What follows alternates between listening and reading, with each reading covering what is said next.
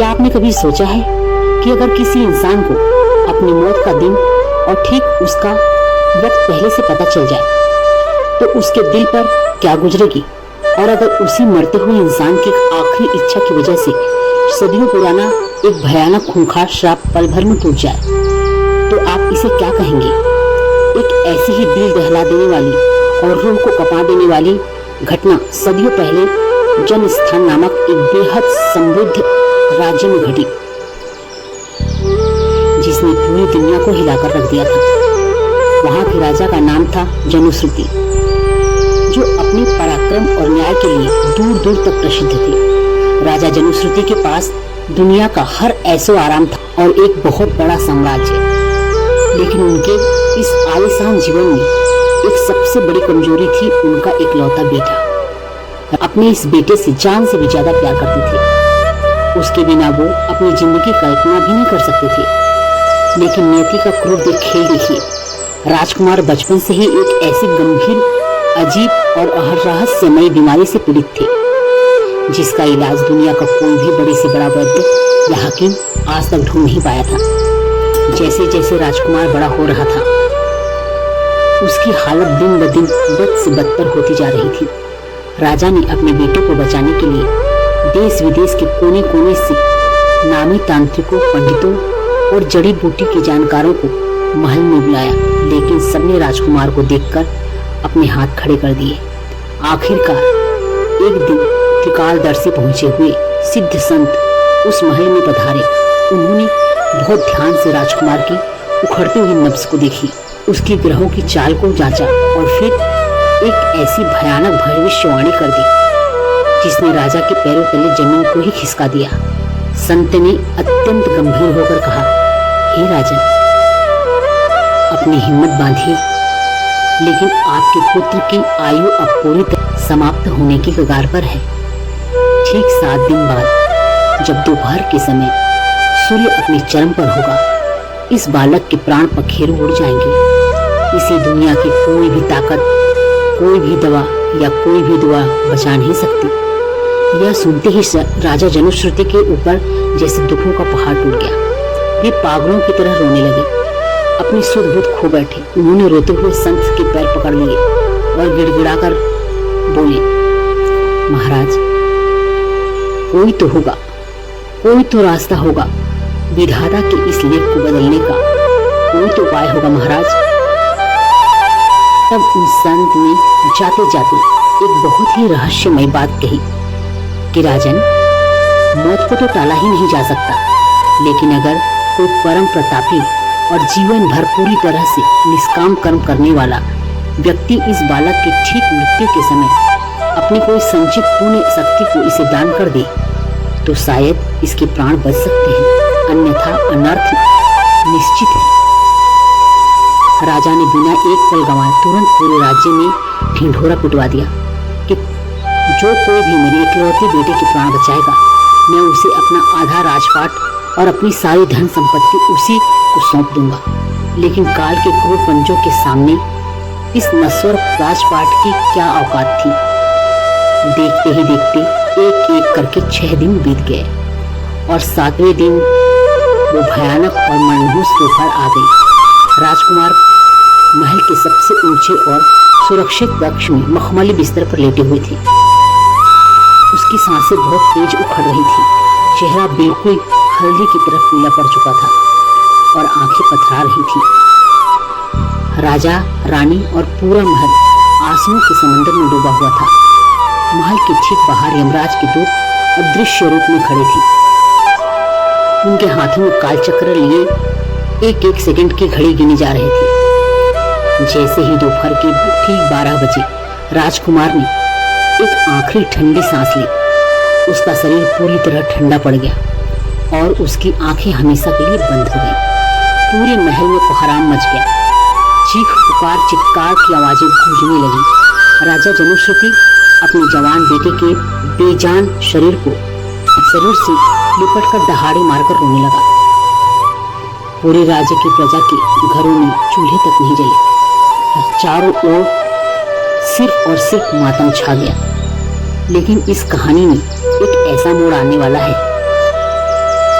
जिसकी कल्पना किसी ने सपने में भी नहीं की थी।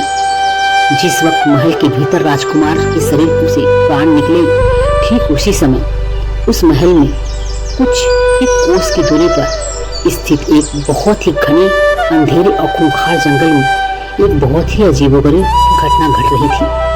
उस डरावने जंगल में विपुल नाम का एक भयानक बेरहम और क्रूर डाकू रहता था। उस डाकू का खौफ पूरे इलाके में ऐसा था कि लोग उसका नाम सुनते ही थर थर कांपने लगते।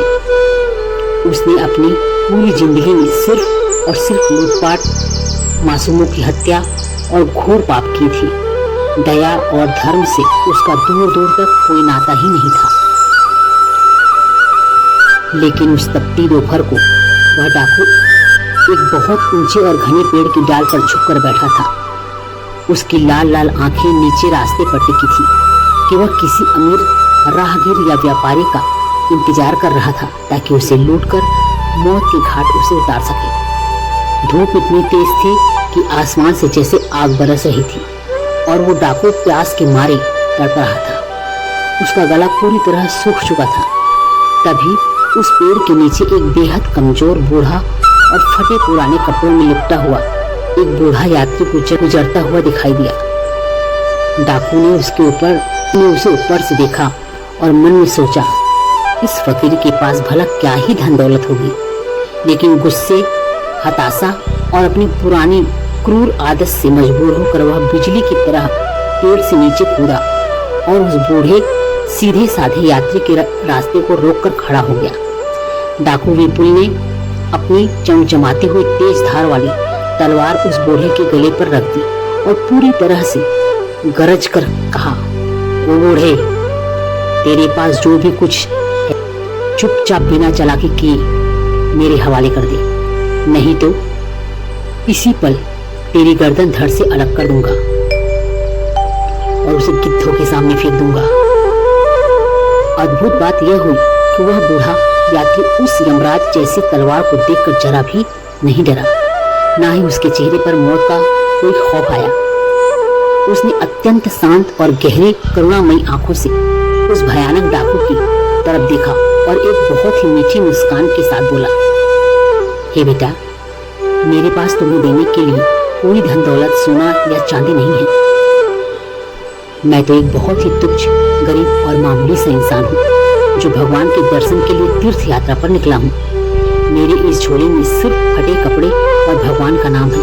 अगर तुम्हें मेरी जान ही चाहिए तो तुम बड़े शौक से इसे ले सकते हो। वैसे भी इस भयंकर तपती हुई धूप और गर्मी में प्यास के मारे मेरे प्राण गले तक आ ही चुके हैं और मैं वैसे भी मरने ही वाला हूँ।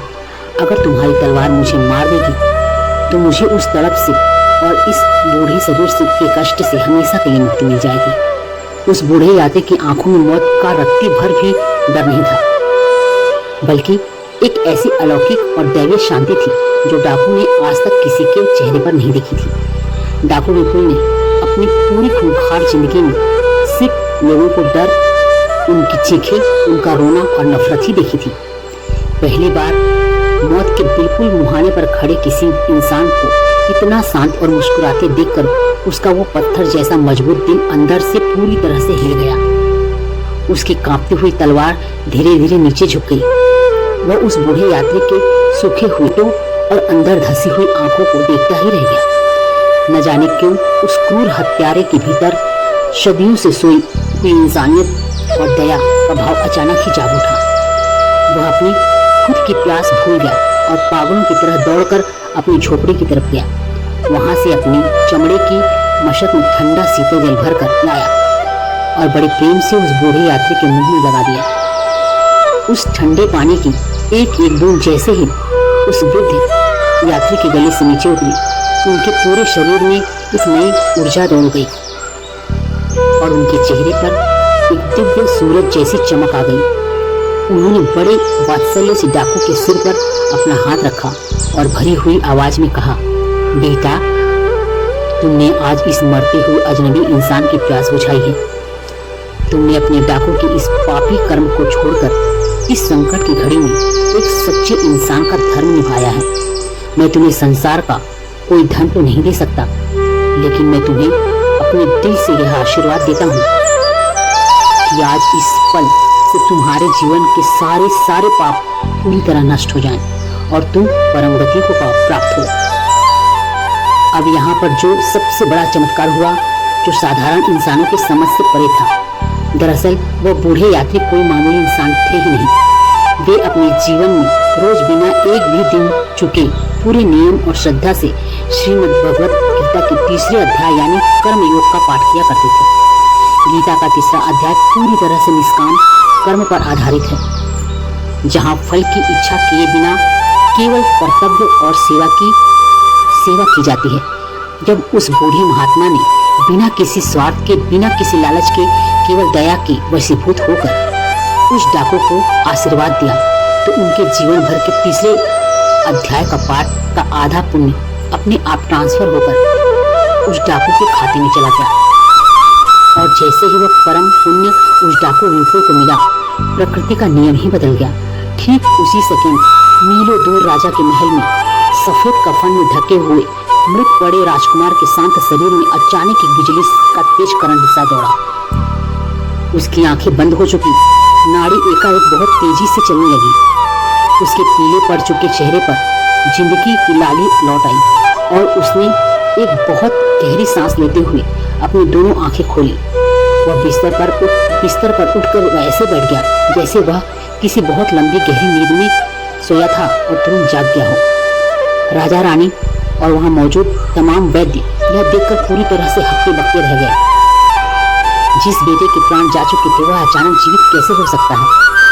तभी पूरे कक्ष में और आकाश में एक बेहद गूंजती हुई अलौकिक आकाशवाणी हुई, जिसे सुनकर महल में मौजूद हर व्यक्ति के रोंगटे खड़े हो गए। उस दिव्य आवाज ने कहा, हे राजन, तुम्हारे बेटे की सांसें और उसकी आयु पूरी तरह खत्म हो चुकी थी, लेकिन इस समय घने जंगल में रहने वाले एक परम सन्यासी और एक क्रूर डाकू के बीच हुई एक निस्वार्थ और निष्काम कर्म की वजह से और श्रीमद् भगवत गीता के तीसरे अध्याय के महापुण्य के प्रभाव से तुम्हारे पुत्र को यमराज के चुंगल से छुड़ाकर दोबारा नया जीवन दान दिया गया है। यदि तुम इस चमत्कार की पूरी सच्चाई को अपनी आंखों से देखना चाहते हैं और जानना चाहते हो, तो बिना एक पल गंवाए, बिना देरी किए तुम उस घने जंगल की तरफ जाओ। राजा जनुश्रुति अपनी आंखों पर यकीन नहीं कर पा रहे थे।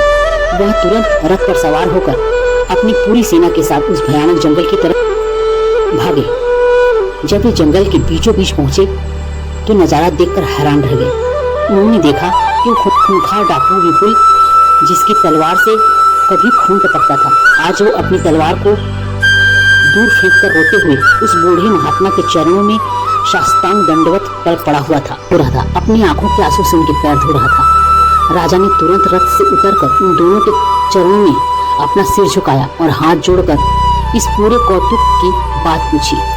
तब उस बूढ़े महात्मा ने मंद मंद मुस्कुराते हुए राजा जनुश्रुति को गले से लगाया और कहा कि राजन, यह सारा कौतुक और चमत्कार श्रीमद् भगवत गीता के तीसरे अध्याय का है, जिसे साक्षात भगवान श्री कृष्ण जी ने कर्मयोग कहा है। यह अध्याय तो हमें सिखाता है कि हम इस संसार में कर्म से भागना चाहते हैं, पर इससे भागना कोई रास्ता नहीं। कर्म तो हर इंसान को है, कर्म तो हर इंसान का है, यहाँ तक कि इस पूरी प्रकृति को भी हर पल करना पड़ता है। लेकिन सबसे महत्वपूर्ण बात यह है कि वह कर्म जिस नियत और जिस भाव से किया जाता है। जब कोई मनुष्य अपने कर्मों के फल की इच्छा को पूरी तरह त्याग देता है, जब वह यह नहीं सोचता कि मुझे इससे क्या फायदा है, बल्कि अपने हर काम को ईश्वर की पूजा मानकर पूरी ईमानदारी से निस्वार्थ भाव से करते रहता है, तो वह कर्म उसे संसार के बंधनों में नहीं बांधता, बल्कि मोक्ष का रास्ता खोल देता है। महात्मा ने आगे कहा, राजन, मैंने इस डाकू को जो आशीर्वाद दिया वह बिना किसी लालच के दिया था, और इस डाकू ने जो अपने हिस्से का पानी मुझे पिलाया वह भी अपनी मौत को भूलकर केवल मेरी जान बचाने के लिए किया था। हम दोनों के इसी निष्काम कर्म और गीता के तीसरे अध्याय की महाशक्ति ने काल के पहियों को पीछे घूमने पर मजबूर कर दिया और तुम्हारे मृत बेटे के प्राण वापस आ गए। यह परम सत्य जानकर राजा की आंखें हमेशा के लिए खुल गईं। उस दिन के बाद उस खूंखार डाकू ने हमेशा के लिए लूटपाट और हथियारों का रास्ता छोड़ दिया वह भगवान की भक्ति में लीन रहकर एक महान संत बन गया। राजा जनुश्रुति ने भी अपने महल में लौटकर गीता के तीसरे अध्याय को अपने जीवन का सबसे बड़ा और अटूट नियम बना लिया। वे समझ गए थे कि बड़े बड़े यज्ञ, दिखावे की पूजा या दुनिया की धन दौलत से बढ़कर वह एक छोटा सा कर्म होता है जो बिना किसी अहंकार और निस्वार्थ भाव से दूसरों की भलाई के लिए किया जाता है। यही गीता के तीसरे अध्याय का वह परम रहस्य है और महात्मा जो इंसान को जीते ही जी इस धरती पर पूजनीय बनाता है और मृत्यु के बाद सीधी मोक्ष का अधिकारी बना देता है। गीता के तीसरे अध्याय को सुनने के बाद वीडियो लाइक करें और मेरे चैनल को सब्सक्राइब नहीं किया है, फॉलो नहीं किया है तो प्लीज़ सब्सक्राइब करें, फॉलो करें। गीता के आगे के सारे अध्याय की कहानी और उसके बाद किसी और कहानी, सारी कहानी भगवान के ऊपर ही है और भक्त के ऊपर है, तो आप इस चैनल से जुड़े रहें। राधे राधे।